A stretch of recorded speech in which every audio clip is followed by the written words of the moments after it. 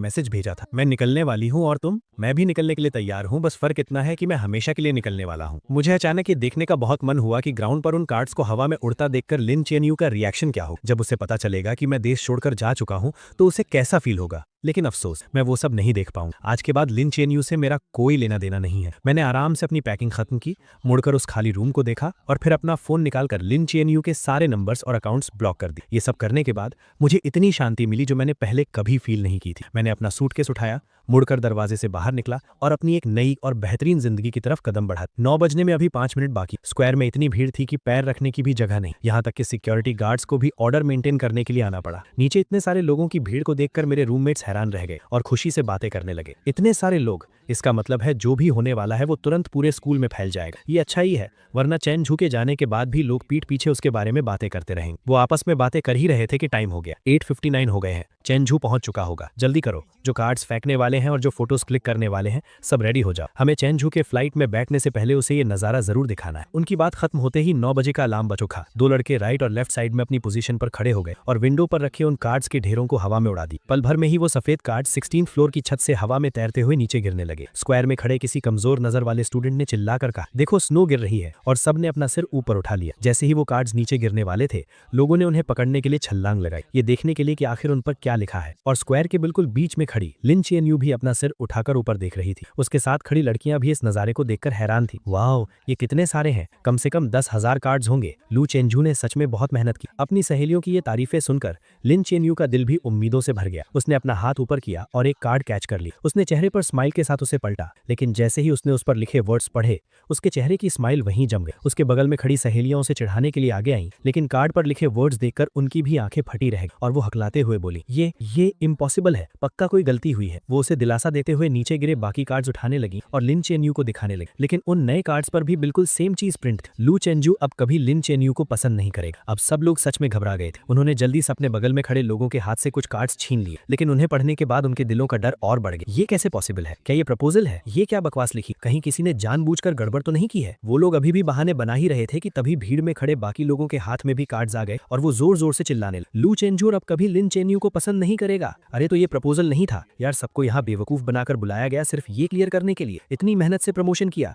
अब तो पूरे स्कूल को पता चल गया। लोगों की तेज होती इन आवाजों और बातों को सुनकर लिन चेनयू के चेहरे का रंग धीरे धीरे उड़ गया। उसे ऐसा लगा जैसे किसी ने उसका दिल जकड़ लिया हो। उसके दिमाग में ऑक्सीजन की कमी होने लगी और सब कुछ ब्लैंक हो गया। उसकी आंखों में सिर्फ हैरानी और डर साफ दिखा जा सकता था। स्क्वायर में खड़े हजारों लोग पंजों के बल उठकर उसका रिएक्शन देखने की कोशिश कर रहे थे और सबकी उम्मीदों के मुताबिक उसने अपने हाथ के कार्ड्स फेंक दिए और तेज कदमों से मेन बिल्डिंग की तरफ भागने लगे। तमाशा देखने वाले लोग भी तुरंत उसके पीछे पीछे जाने लगे। आखिरी कार्ड्स का बंडल नीचे फेंकने के बाद रूममेट्स भी जाने की तैयारी कर रहे, लेकिन जैसे ही वो दरवाजे के पास पहुंचे, सामने से लिन चैनयू आ गई। वो अपनी सहेलियों के साथ भागकर ऊपर आई थी और कुछ ही सेकंड्स में उनके पीछे तमाशा देखने वालों की भारी भीड़ भी वहां आ गई। लिन चैनयू को देखकर रूममेट्स ने तुरंत उसे ताना मारना शुरू कर दी। ओहो, तो ये हमारी चिंगडा की स्कूल ब्यूटी है ना? क्या तुम कहती नहीं थी कि लू चेनझू तुम्हारे लायक नहीं है? तो फिर तुम इस बोरिंग से तमाशे में हिस्सा लेने क्यों आई हो? उनकी ये तानेबाजी सुनकर लिन चैनयू के हाथ कसकर मुट्ठी बन गए। उसका चेहरा गुस्से से लाल हो गया और उसने पूछा, क्या ये कार्ड्स तुम लोगों ने अपनी मर्जी से नीचे फेंके हैं? अपनी मर्जी शब्द सुनकर तीनों लड़के जोर से हंस पड़े। हमारी इतनी हिम्मत कहाँ? ये सब लू चेनझू ने बहुत सारे पैसे खर्च करके प्रिंट करवाए थे और बहुत मेहनत से स्कूल तक लेकर आया था। हम तो बस उसका आखिरी काम पूरा करने वाले मजदूर हैं। ये सुनकर पीछे खड़े स्टूडेंट्स आपस में फुसफुसाने लगे। लिन चैनयू को तो लू चेनझू पसंद नहीं था ना?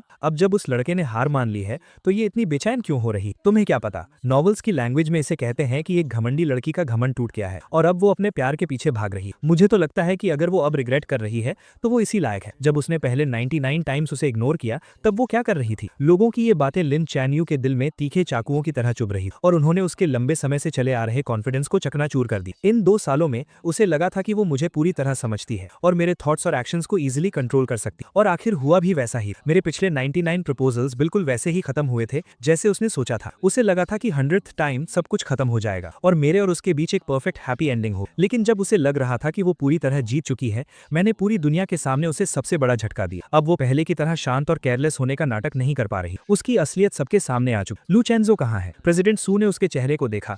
उनके होठों पर मजे लेने वाली एक स्माइल आई और उन्होंने हाथ उठाकर चिड़िया के उड़ने का इशारा की। प्रपोजल खत्म हो गया तो जाहिर सी बात है वो उड़ गया। लू चैनयू को लगा कि वो मजाक कर रहा है, लेकिन आखिरी 2 वर्ड सुनकर उसके दिल की धड़कन कुछ सेकंड्स के लिए रुक गई। उड़ गया का मतलब क्या है? अचानक उसके मन में एक बहुत बुरा ख्याल आया। उसने सामने खड़े लड़कों को धक्का दिया और छत की तरफ भागी। छत बिल्कुल खाली थी, वहां कोई नहीं था और सीढ़ियों और एलिवेटर में लोगों की इतनी भीड़ थी कि मेरा नीचे जाना इम्पॉसिबल था। क्या लू चेंसो आज स्कूल नहीं आया था? ये एहसास होते ही वो बुरी तरह घबरा गई और उसे समझ नहीं आ रहा था कि वो क्या करे। सिक्योरिटी गार्ड्स ने आखिरकार मेन बिल्डिंग में फंसी सारी भीड़ को बाहर निकाला। अपनी सहेलियों के सहारे लिन चैन्यू नीचे आई। उसने देखा कि 7-8 स्वीपर्स जमीन से वो कार्ड्स साफ कर रहे थे। वो बिना कुछ सोचे नीचे झुकी और एक कार्ड उठाया जिस पर जूतों के निशान छपे थे। अब जब उसने उन वर्ड्स को देखा तो उसकी फीलिंग्स बदल चुकी थी। उसका गुस्सा और हैरानी अब एक कभी ना खत्म होने वाले डर और घबराहट में बदल चुके थे। कुछ नहीं होगा चैन्यू, लू चेंजो ने ये सब पक्का उस सस्पेंशन वाले मामले के गुस्से में किया होगा। तुम वापस जाओ और उसे अच्छे से एक्सप्लेन करो। अपने दिल की सारी बातें उसे बता दो। वो तुम्हें बहुत पसंद करता है, वो तुम्हें पक्का माफ कर देगा। हाँ, उसने तुम्हें 2 साल चेज किया है और 99 टाइम्स प्रपोज किया है। इस बार वो पक्का बस ऐसे ही गुस्सा दिखा रहा है। तुम उसे थोड़ा सा मना लोगी तो वो मान जाएगा। हालांकि सब लोग उसे पॉजिटिव बातें बोलकर समझा रहे थे, लेकिन लिन चैन्यू के सिक्स्थ सेंस उसे बता रही थी कि इस बार सब कुछ पहले से बिल्कुल अलग है। वो अपनी उस घबराहट को रोक नहीं पा रही थी और उसे अपनी सहेलियों की बातें भी शोर लग रही थी। परेशान होकर वो सीधा कार ड्राइव करके अपार्टमेंट की तरफ निकल गई। वो मुझे ढूंढकर सब कुछ क्लियर करना चाहती थी। 10:30 पर उसने अपनी कार पार्क की और जैसे ही सोसाइटी के गेट पर पहुंची उसने डस्टबिन साफ करने वालों को देखा। अचानक उसे कल रात का वो सीन याद आ गया जब मैं जमीन पर बैठकर कुछ जला रहा था। उस वक्त भी उसे लगा था कि कुछ अजीब है, लेकिन उसने मुझसे पूछा नहीं। अब वो देखना चाहती थी कि आखिर मैंने क्या जलाया था, लेकिन गार्ड ने वहां नया डस्टबिन रख दिया था। क्लीनिंग ट्रक दूर जा चुका था तो मजबूरन लिन चैन्यू हाथ में वो कार्ड लिए ऊपर चली गई। एलिवेटर का दरवाजा खुलते ही वो सामने रखे कुछ बड़े लगेज बॉक्सेस के कारण अंदर ही फंस गई। पास खड़े लड़के ने देखा कि वो बाहर नहीं आ पा रही है तो उसने जल्दी से सॉरी बोला और लगेज हटाने लगा। लिन चैन्यू ने अंदाजा लगाया कि शायद ये कोई नया नेबर है जो पास वाले अपार्टमेंट में शिफ्ट हुआ है, लेकिन जैसे ही वो अपने दरवाजे पर पहुंची उसने देखा कि सामने वाला दरवाजा आधा खुला हुआ था। उसने हाथ उठाकर नॉक किया। अंदर बिल्कुल सन्नाटा था। इस अजीब सन्नाटे की वजह से लिन चैन्यू की भौएं सिकुड़ गईं। वो बस दरवाजा खोलकर अंदर देखने ही वाली थी कि पीछे से एक लड़के की आवाज आई, हेलो, मैं 1705 का नया ओनर हूँ, अभी शिफ्ट हुआ हूँ, प्लीज मेरा ख्याल रखिएगा। 1705 सुनकर लिन चैन्यू ने बिना सोचे दरवाजे की नेम प्लेट पर देखा। अगले ही पल वो एक मूर्ति की तरह वहीं जम गई। वो लड़का अपना लगेज लाते हुए बहुत एक्साइटमेंट के साथ अपना इंट्रोडक्शन दे रहा था, लेकिन लिन चैन्यू ने उसकी एक बात नहीं सुनी। वो अचानक मुड़ी और उसकी नजरें उसके लेफ्ट साइड वाले दरवाजे पर टिक गई। 1705 का डोर नंबर, 1705 का नया ओनर, तो पुराना ओनर कहाँ गया? एजेंट ने बताया कि वो आज सुबह ही शिफ्ट हो गए। क्या आप उन्हें जानती हैं? क्या आप मुझे उनका कॉन्टैक्ट नंबर दे सकती हैं? ऐसा लग रहा था कि उन्हें जाने की बहुत जल्दी थी। उन्होंने इस अपार्टमेंट का प्राइस बहुत कम रखा था तो मैंने जल्दी से इसे खरीद लिया। मैं उन्हें एक बार थैंक यू बोलना चाहता था। इन कुछ शब्दों ने लिन चैन्यू का दिमाग सुन कर दिया। काफी देर तक वहीं खड़े रहने के बाद उसे अचानक होश आया। वो साइड हुई और उसने उस आधे खुले दरवाजे को धक्का देकर खोल दिया। रूम पूरी तरह खाली था। कुछ फर्नीचर को छोड़कर वहां कोई भी पर्सनल चीज नहीं थी। वो कमरा एक नए घर की तरह एकदम साफ था। उस लड़के ने लिन चैन्यू के पीले पड़ते चेहरे पर ध्यान नहीं दिया और अभी भी दांत दिखाते हुए हंस रहा था। साफ है ना? एजेंट ने बताया कि उस भाई ने 3 दिन तक सफाई की क्योंकि सारा सामान ले जाना मुश्किल था तो उसने बहुत सी चीजें फेंक भी दी। लिन चैन्यू को याद ही नहीं था कि वो अपने घर वापस कैसे पहुंचा। जब उसे होश आया तो उसने खुद को दरवाजे के पास जमीन पर गिरा हुआ पाया। उसके पैरों में कोई जान नहीं बची थी और वो पूरी पसीने में भीगी हुई थी जैसे अभी पानी से निकाली गई हो। उसने अपना फोन निकाला, वी चैट पर मेरी प्रोफाइल ओपन की और कांपते हाथों से कुछ वर्ड्स टाइप किए। तुम यहाँ से शिफ्ट क्यों हो गए? जैसे ही उसने सेंड बटन दबाया स्क्रीन पर एक लाल निशान आ गया। उस लाल निशान को देखकर उसकी आंखें कुछ सेकंड्स के लिए वहीं टिक गईं। फिर भी उसे यकीन नहीं हुआ तो उसने कुछ और मैसेजेस सेंड किए, लेकिन हर बार वही सेम फेल्ड मैसेज की वार्निंग आई। फोन की स्क्रीन को देखकर उसे ऐसा लगा जैसे किसी ने उसका गला घोंट दिया हो और उसकी सांस रुकने लगी। जैसे ही उसकी सांस रुकने वाली थी फोन बजा। उसने अपना हाथ हटाया और फोन उठाया। तभी उसे अपनी रूममेट की घबराई हुई आवाज सुनाई दी, चीएनयू, गड़बड़ हो गई, लू चेंजू इटली चला गया है। मैंने अभी नोटिस बोर्ड पर एक्सचेंज स्टूडेंट लिस्ट में उसका नाम देखा है। ये बात लिन चीएनयू के दिल में किसी बिजली की तरह गिरी और एक तूफान ले आई। उसने कैबिनेट पकड़कर खड़े होने की कोशिश की लेकिन उसके सुन्न पड़े पैर उसका साथ नहीं दे रहे थे। वो सीधे सिर के बल जमीन पर गिर पड़ी और उसका माथा दीवार के कोने से जोर से टकराया। वहां एक गहरा घाव हो गया और खून तेजी से बहने लगा। पास गिरे फोन से घबराई हुई आवाजें आ रही। तुम्हें क्या हुआ है? हम अभी आ रहे हैं। लिन चीएनयू के पास अब इन बातों को समझने का टाइम नहीं था। उसने अपना हाथ उठाकर अपने घाव को दबाया। उसे ऐसा लग रहा था जैसे उसके दिमाग को चींटियां कुतर रही हों। वो नसों का दर्द बर्दाश्त से बाहर था।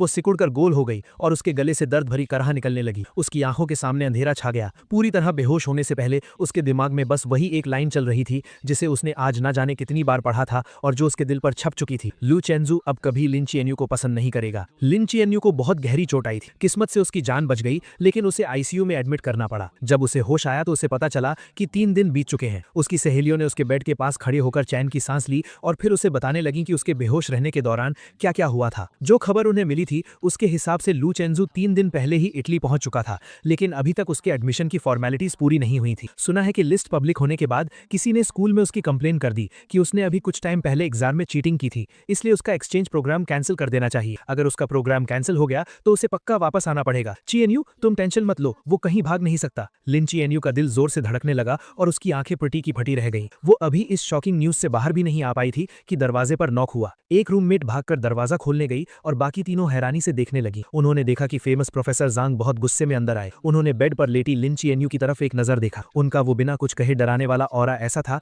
कि कोई उनसे आंख नहीं मिला पा रहा था। तुम ही लिन चीएनयू हो ना? सुना है चेंजू और जू यानचू वाले चीटिंग केस में तुमने ही गवाही दी थी। मुझे तुमसे बात करनी है। ये सुनकर रूममेट्स वहां रुकने की हिम्मत नहीं कर पाई और तुरंत वार्ड से बाहर चली गईं। धीरे धीरे बंद होते दरवाजे को देखते हुए लिन चीएनयू ने हल्का सा अपना सिर उठाया। हाँ, मैंने ही गवाही दी थी। ये जवाब सुनते ही प्रोफेसर जांग का चेहरा गुस्से से लाल हो गया और उन्होंने अपनी आवाज तेज करते हुए कहा, चेंजू ने मुझे बताया कि तुमने झूठी गवाही दी है। इतने बड़े मामले में तुमने झूठ बोलने की हिम्मत कैसे की? क्या तुम्हें पता भी है कि इसका उसके फ्यूचर पर क्या असर पड़ेगा? अगर ऑफिशियल नोटिस आ गया और ऊपर से जो कंट्रोवर्सी तुम्हारे कारण इंटरनेट पर हुई थी उसे मिला दें तो उसकी पूरी जिंदगी तुम्हारे हाथों बर्बाद हो जाएगी। वो तुम्हें पसंद करता है, लेकिन अपने दिल पर हाथ रखकर बताओ, क्या इन 2 सालों में उसने कभी तुम्हारे साथ कुछ बुरा किया है? क्या तुम उससे इतनी नफरत करती हो कि उसे पूरी तरह से बर्बाद करना चाहती हो? अगर तुम्हारे अंदर थोड़ी सी भी इंसानियत बची है तो तुरंत स्कूल एडमिनिस्ट्रेशन के पास जाकर उन्हें सच बताओ। ये बातें सुनकर लिन चियाओ का दिमाग सुन्न हो गया और उसका दिल घबराहट से तेज धड़कने लगा। उस वक्त वो बस इस बात से गुस्सा थी कि मैंने क्लब पार्टी में उसे चूज नहीं किया था।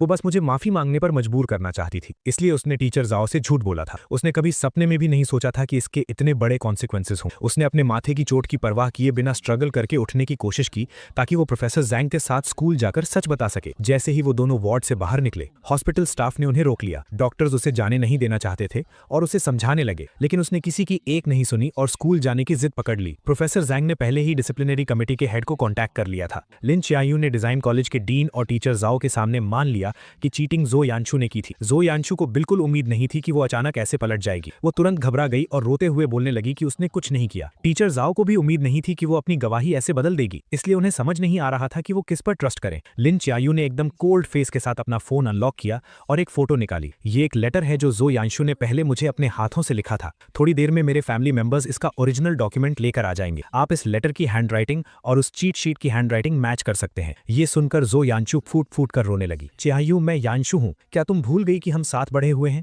ये मामला खत्म हो चुका था। तुम झूठ क्यों बोल रही हो? लिन चियाओ ने देखा कि इतने सॉलिड प्रूफ के बाद भी वो मुकरने की कोशिश कर रही है। उसकी आंखों में एक गहरी नफरत आ गई। मैंने तुम्हें कभी पसंद नहीं किया। मैं बस पहले एक्टिंग कर रही थी। अब मेरा एक्टिंग करने का मन नहीं है तो जाहिर है कि मैं तुम्हें नहीं बचाऊंगी। अगर तुमने ये किया है तो तुम्हें अपने एक्शंस की रिस्पॉन्सिबिलिटी लेनी होगी। उसके इतना कहते ही लिन फैमिली के लोग वो ओरिजिनल लेटर लेकर आ गए। जब एक एक लेटर मैच किया गया तो ये साफ हो गया कि चीट शीट पर हैंडराइटिंग जो यानचू की ही थी। डिसिप्लिनरी कमेटी ने तुरंत एक मीटिंग बुलाई और पूरे स्कूल में सच अनाउंस करने का फैसला किया। क्योंकि इस इंसिडेंट का बहुत बुरा असर पड़ा था, इसलिए जो यानचू को स्कूल से एक्सपेल कर दिया गया और ये बात उसके परमानेंट रिकॉर्ड में डाल दी गई। जब सब कुछ सेटल हुआ तब तक अंधेरा हो चुका था। लिन चियाओ दीवार का सहारा लेते हुए बाहर आई और उसने प्रोफेसर जैंग को रोका। प्रोफेसर जैंग, क्या चेंजू को पता है कि यहाँ क्या हुआ? हालांकि मामला पूरी तरह से सॉल्व हो गया था, लेकिन प्रोफेसर जैंग का गुस्सा अभी शांत नहीं हुआ था और वो अभी भी उससे चिढ़े हुए थे। वो लगभग एक्सपेल होने वाला था, तो उसे कैसे नहीं पता होगा? क्या तुम्हारे दिमाग में सच में चोट लग गई है? इस तरह डांट खाने के बाद लिन चियाओ को और भी बुरा लगा, लेकिन वो फिर भी कुछ पूछना चाहती थी। अब जब सब कुछ ठीक हो गया है तो क्या वो वापस आएगा? ये एक्सचेंज प्रोग्राम पूरे डिजाइन कॉलेज में सिर्फ एक ही था और चेंजू ने इसे अपनी मेहनत से हासिल किया था। वो इटली में 3 साल तक अपनी स्टडीज पूरी करेगा और वापस आने के बाद उसका फ्यूचर बहुत ब्राइट होगा। वो वापस क्यों आएगा? और वैसे भी क्विंगडा में तुम्हारे जैसे लोग हैं, अगर वो वापस नहीं आएगा तो कम से कम उसे तकलीफ तो नहीं सहनी पड़ेगी। अगर मुझे पता होता कि वो इतना अंधा है कि तुम्हारी जैसी लड़की को पसंद करेगा तो मैंने उसे उसी वक्त समझाया होता कि पार्टनर चुनते वक्त अपनी आंखें खुली रखनी चाहिए। जब मुझे प्रोफेसर जैंग का सब कुछ ठीक होने वाला कॉल आया, मैं बीच पर सन बात ले रहा था। मुझे नहीं पता कि प्रोफेसर ने लिन चियाओ से सच कैसे उगलवाया, लेकिन मैंने उन्हें दिल से थैंक यू कहा। प्रोफेसर जैंग ने मुझे कुछ और एडवाइस दी और फिर अपनी मीटिंग के लिए चले गए। मैंने अपने बगल में रखा जूस पिया और आराम से अपनी बीच चेयर पर लेट गया। 3 दिन पहले मैं इटली पहुंचा था और मेरा प्लान सीधा एडमिशन की फॉर्मेलिटीज पूरी करने का था, लेकिन स्कूल एडमिनिस्ट्रेशन ने वेरिफिकेशन के लिए चाइना कॉल किया और अचानक मुझे बताया कि मेरे एडमिशन में कोई प्रॉब्लम है और अभी प्रोसेस नहीं हो सकता। मैंने अपने रूममेट से पूछा, तब मुझे पता चला कि किसी ने छुपकर मेरी कंप्लेन की है। इसलिए मैंने प्रोफेसर जैंग को कांटेक्ट किया, उन्हें सारी बात बताई और उनसे हेल्प मांगी। हालांकि प्रोफेसर जैंग चिंगडा के बहुत रिस्पेक्ट वाले इंसान हैं, लेकिन मुझे पता था कि इस सिचुएशन को क्लियर करना बहुत मुश्किल होगा और मैं किसी भी तूफान का सामना करने के लिए रेडी था। सच कहूं तो लिन चियान्यू से मिलने के बाद से मेरा स्ट्रेस सहने का लेवल बहुत बढ़ गया था। अब जब मैं एक्सपेल होने जैसी बड़ी प्रॉब्लम को फेस कर रहा था, तब भी मैं एकदम चिल था। यहाँ तक कि मैंने रातों रात ही फ्लाइट टिकट बुक की और वेकेशन के लिए बीच पर आ गया। अब जब सब कुछ सॉल्व हो गया था तो मैं पूरी तरह से रिलैक्स हो गया और सोचने लगा कि वापस जाकर अपने एडमिशन के बचे हुए काम कब पूरे करूं। मैं फ्लाइट सर्च कर ही रहा था कि तभी हॉस्टल ग्रुप चैट पर एक नोटिफिकेशन आया, चेंजू अभी लिन चियान्यू हॉस्टल आई थी और तुम्हारा कॉन्टैक्ट नंबर मांग रही थी। वो कह रही थी कि उसे माफी मांगनी है, लेकिन हम उसके धोखे में नहीं आने वाले, तुम टेंशन मत लो। हमने उसे एक नंबर भी नहीं दिया। तुम्हें नहीं पता वो अभी कितनी कमजोर और बीमार लग रही थी। उसके सिर पर पट्टियां बनी हुई थी। सुना है कि वो पिछले 2 दिन से आईसीयू में थी। सच में कर्मा इज रियल, वो इसी लायक है। इन मजेदार बातों को पढ़कर मेरे दिमाग में तुरंत वो सीन आ गया जब लिन चियान्यू मेरा नया नंबर मांग रही होगी और उसे मना कर दिया गया होगा। मेरे होठों पर एक स्माइल आ गई। मैंने ग्रुप में एक बड़ा सा रेड एनवेलप भेजा और लिखा, इन दिनों मेरी हेल्प करने के लिए आप सबका बहुत बहुत थैंक यू। सब कुछ अच्छे से सॉल्व हो गया है। जब ये 3 साल पूरे हो जाएंगे और मैं चाइना वापस आऊंगा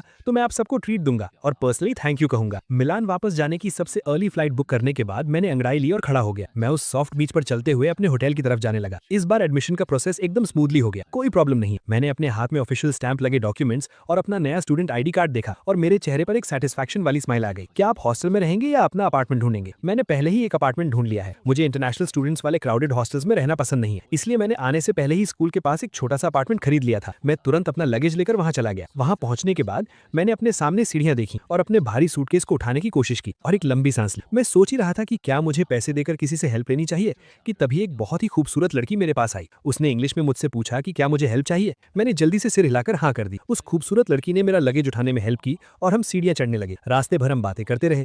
अपार्टमेंट के दरवाजे तक पहुंचते पहुंचते हमने एक दूसरे को इंट्रोड्यूस भी कर दिया था। मैंने थोड़ा झुककर उसे थैंक यू कहा, लेकिन उसने अपनी लाल हो चुकी हथेलियां दिखाई और मजाक करते हुए बोली, मैंने तुम्हारी हेल्प की है, क्या सिर्फ एक थैंक यू काफी होगा? अगर तुम्हें प्रॉब्लम ना हो तो क्या तुम मुझे अपना बिजनेस कार्ड दे सकते हो? ये सुनकर मैं एक पल के लिए हैरान रह गया, लेकिन जल्द ही समझ गया कि मैंने अपनी पॉकेट्स में बहुत ढूंढा लेकिन मुझे कोई कार्ड नहीं मिला। मैंने बहुत सॉरी फील करते हुए कहा, सॉरी मेरे पास कार्ड नहीं है। तभी उसने पता नहीं कहां से एक पेन निकाला और अपना हाथ मेरे सामने कर दिया। प्लीज अपना फोन नंबर मेरे हाथ पर लिख दो। मैं कुछ सेकंड्स के लिए झिझका, लेकिन फिर मैंने पेन लिया और उसके हाथ पर अपना नंबर लिख दिया। नए अपार्टमेंट में शिफ्ट होने के बाद मैं कई दिनों तक बिजी रहा और आखिरकार मैंने घर को अच्छे से सेट कर लिया। रात को मुझे एक मैसेज मिला कि इस बैच के सभी इंटरनेशनल एक्सचेंज स्टूडेंट्स की रिपोर्टिंग पूरी हो चुकी है और कल ऑडिटोरियम में एक वेलकम सेरेमनी होगी। मैंने टाइम नोट कर लिया और अगले दिन सुबह जल्दी घर से निकल गया। इन कुछ दिनों में जब भी मुझे फ्री टाइम मिलता था मैं स्कूल में घूमता था, लेकिन स्कूल बहुत बड़ा था और सारी बिल्डिंग्स एक जैसी ही दिखती थी, इसलिए मैं रास्ता भूल गया। टाइम होने ही वाला था और मैं किसी से रास्ता पूछने ही वाला था कि अचानक मेरा फोन बज उठा। एक अननोन नंबर था। कुछ सेकंड सोचने के बाद मैंने पिक कर ली। मुझे एक बहुत ही जानी पहचानी आवाज सुनाई दी, लेकिन मैं याद नहीं कर पा रहा था कि ये किसकी आवाज है। मैं भी कंफ्यूज ही था कि अचानक पीछे से किसी ने मेरे कंधे पर हाथ रखा। मैंने पीछे मुड़कर देखा तो वो सिल्विया थी, वही खूबसूरत लड़की जिसने कुछ दिन पहले मेरी हेल्प की। वो स्माइल करते हुए मुझे हाय कह रही थी और उसका फोन अभी भी उसके कान पर था। तब मुझे समझ आया कि ये उसका नंबर था। मेरे चेहरे पर एक सरप्राइज भरा एक्सप्रेशन आ गया। हम दोनों एक साथ हंस पड़े। तुम कहाँ खोए हुए हो? मैंने सच सच बता दिया कि मैं रास्ता भटक गया हूँ। ऑडिटोरियम का नाम सुनकर उसने तुरंत कहा कि उसे भी वहीं जाना है और वो मुझे रास्ता दिखा सकती है। मैं भी वहीं जा रही हूँ, चलो मैं तुम्हें ले चलती हूँ। मुझे उस पर कोई शक नहीं हुआ। हम दोनों एक भूल भुलैया जैसे कॉलेज कैंपस में घूमते हुए हंसते बोलते जा रहे थे।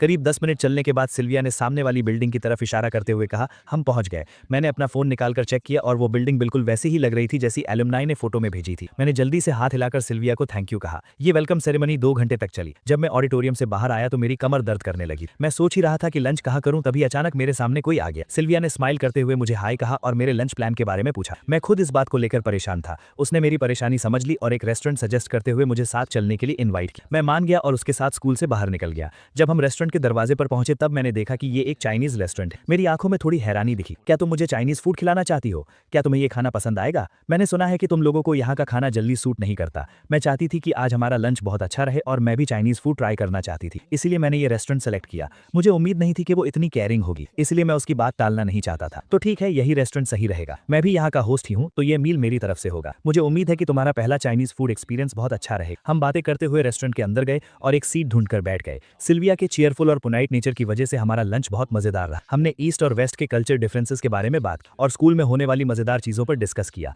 हम बहुत जल्दी अच्छे दोस्त बन गए। लंच के बाद सिल्विया मुझे मेरे अपार्टमेंट तक छोड़ने आई। जाते वक्त उसके चेहरे पर एक उदासी सी। क्या मैं तुम्हें इस वीकेंड वीकेंड एक आफ्टरनून टी के लिए इनवाइट कर सकती हूँ? वीकेंड पर मौसम बहुत अच्छा था, इसलिए मैं खुशी खुशी चला गया और सिल्विया के साथ एक गार्डन कैफे में बैठकर बातें करने लगा। झील के पास से सफेद कबूतरों का एक झुंड उड़ता हुआ आया और एक पंख धीरे से मेरे सिर पर आ गिरा। सिल्विया ने देखा और हंसते हुए उसे हटाने के लिए खड़ी हुई। हम दोनों एक दूसरे के बहुत करीब और दूर से देखने पर ऐसा लग रहा था जैसे हम बहुत क्लोज हों। मैंने अपनी हंसती हुई आंखें ऊपर की और कहा थैंक यू। मैंने जैसे ही ये कहा मेरी नजर अचानक बाईं तरफ गई और मेरी आंखें वहीं जम गई। वो औरत जो दरवाजे पर खड़ी थी, जिसके माथे पर पट्टी बंधी थी और जिसका चेहरा बिल्कुल उतरा हुआ था, वो मुझे लिन कियान यू जैसी क्यों लग रही थी? मैं उसे ध्यान से देख भी नहीं पाया था कि वो औरत गुस्से से मेरी तरफ आने लगी। उसने अपनी खून से लाल हो चुकी आंखों से नीचे रखे टेस्टी केक्स को देखा और उसकी नजरें हम दोनों के बीच घूमने लगी। ये कौन है? ये जानी पहचानी आवाज सुनकर मुझे पक्का हो गया कि ये लिन कियान यू ही है। मुझे नहीं पता था कि उसे कैसे पता चला कि मैं यहाँ हूँ, लेकिन मुझे उसे देखकर कोई हैरानी नहीं हुई। मुझे पता था कि एक न एक दिन वो मेरे पीछे इटली जरूर आएगी। आखिरकार लिन कियान यू की नजरों में मैं उसका एक ऐसा शिकार था जिसे वो आसानी से पकड़ सकती थी। वो मुझे अपनी नजरों से दूर भागने नहीं दे सकती थी। मैं उसे दोबारा फेस करने के लिए पहले से ही तैयार था, इसलिए उसके इतने बुरे बर्ताव के बाद भी मैं एकदम शांत। मेरी नई दोस्त है,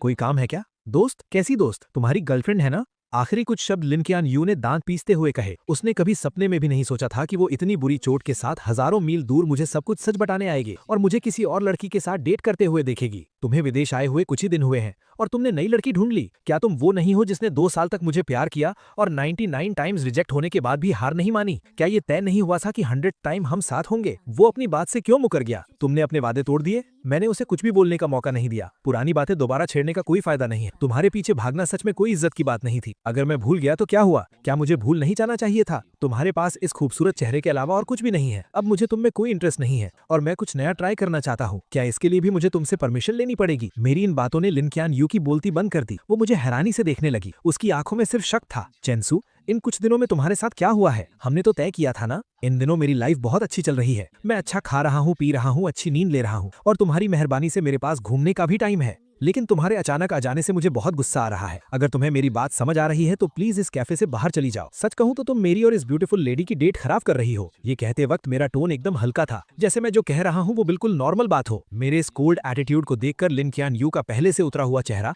और भी सफेद पड़ गया। तब जाकर उसे एहसास हुआ कि अब सच में सब कुछ उसके कंट्रोल से बाहर जा चुका है। पहले मुझसे गलती हुई थी। मुझे तुम्हारी फीलिंग्स के साथ नहीं खेलना चाहिए था। आई एम सॉरी चेंसू, प्लीज मुझे माफ कर दो। क्या तुम मुझे एक और मौका नहीं दे सकते? उसके कांपते हुए हाथों को देखकर मैंने अपनी भौहें उठाई और ताना मारते हुए कहा, मैं स्कूल ब्यूटी की माफी डिजर्व नहीं करता। तुम टेंशन मत लो, अब से हम दोनों एक दूसरे के लिए अजनबी हैं। तुम्हें अब डरने की जरूरत नहीं है कि मैं तुम्हारे पीछे भागूंगा। मेरी आंखों में ये डिटर्मिनेशन देखकर लिन कियान यू समझ गई कि मैं मजाक नहीं कर रहा हूँ। वो बहुत घबरा गई और उसने अनजाने में ही मेरा हाथ इतनी जोर से पकड़ा कि मेरे चेहरे पर सिकन आ गई। सिल्विया को हम दोनों की बातें समझ नहीं आ रही थी। शुरुआत में उसे लगा कि हम बस दोस्त हैं और बात कर रहे हैं, लेकिन जब उसने देखा कि मेरा हाथ लाल हो गया है तो वो जल्दी से खड़ी हुई और मुझे छुड़ाने की कोशिश करने लगी। लिन कियान यू के लिए ये एक खुला चैलेंज जैसा था। उसने बिना सोचे सिल्विया का हाथ झटक दिया। सिल्विया धक्का लगने से कुछ कदम पीछे लड़खड़ाई। लिन कियान यू ने उसे बहुत ठंडी नजरों से घूरा और मेरा हाथ पकड़कर मुझे अपने साथ खींचने लगी। सिल्विया ने दीवार का सहारा लेकर खुद को संभाला। जब उसने देखा कि मैं उसके साथ नहीं जाना चाहता तो उसने आकर सीधा लिन कियान यू के मुंह पे थप्पड़ जड़ दिया और अगले ही पल दोनों आपस में बुरी तरह लड़ने लगी। बहुत से कस्टमर्स डर गए कि कहीं उन्हें भी चोट ना लग जाए, इसलिए वो बाहर भागने लगे। सेकंड फ्लोर पर मौजूद ओनर ने तुरंत पुलिस को कॉल कर दिया। पुलिस ने आकर उन दोनों को अलग किया जो गुस्से में पागल हो चुकी थी